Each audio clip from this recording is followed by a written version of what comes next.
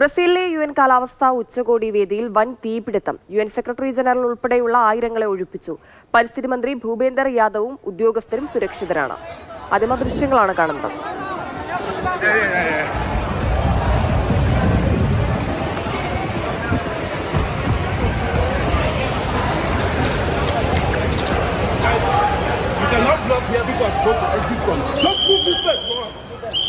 Don't do what? Move out of this place. This is exit. No need.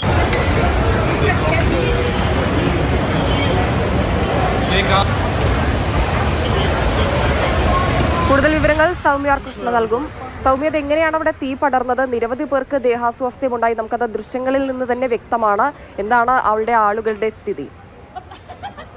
ഹിമ, ആയിരക്കണക്കിന് ആളുകൾ ഓരോ വർഷവും പങ്കെടുക്കുന്ന പല രാജ്യങ്ങളിൽ നിന്ന്, ഏകദേശം 200-ലധികം രാജ്യങ്ങളിൽ നിന്ന് ആയിരക്കണക്കിന് ആളുകൾ പങ്കെടുക്കുന്ന ഒരു ഉച്ചകോടിയാണ് ഈ കാലാവസ്ഥാ ഉച്ചകോടി.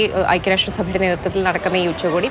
അതിനായി ഇന്ത്യയിൽ നിന്ന് പരിസ്ഥിതി മന്ത്രി ഭൂപേന്ദർ യാദവ് ഉൾപ്പെടെയുള്ളവർ അവിടേക്ക് പോവുകയും ചെയ്തിരുന്നു. ബ്രസീലിലെ ബെലേമിലാണ് സംഭവം.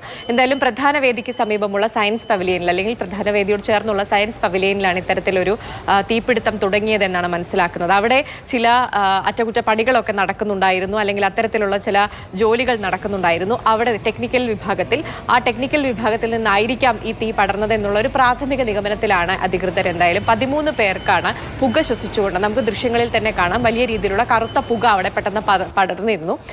തീപിടുത്തത്തിൽ നിന്ന് പൊള്ളലേറ്റ സംഭവങ്ങളില്ല എന്നുള്ളതാണ് ഏറ്റവും പ്രധാനപ്പെട്ട കാര്യം. എന്നാൽ പുക ശ്വസിച്ചതിനാലുള്ള അസ്വസ്ഥത, ദേഹാസ്വാസ്ഥ്യമാണ് 13 പേരിൽ കണ്ടത്. ഈ 13 പേരെയും ചികിത്സിച്ച് ആശുപത്രിയിലേക്ക് മാറ്റിയിട്ടുണ്ട്.